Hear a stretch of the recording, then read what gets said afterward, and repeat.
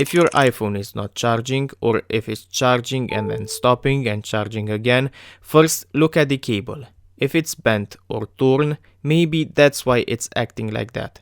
Try a different cable and see if the problem is fixed. If not, then try a different power brick and even a different outlet. Try your cable, brick and outlet with a different phone to rule out a faulty part. If everything seems alright, then look into the charging port.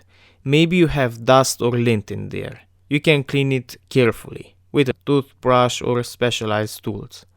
But if your port is clean and your cable is fine, maybe it's a software glitch. What you can do is to restart your phone.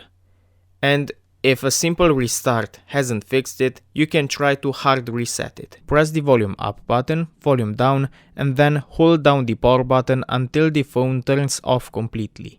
Even if it seems that it doesn't work, just have patience. Keep your finger pressing on the power button, but if even that didn't work, see if there is an update available for your phone.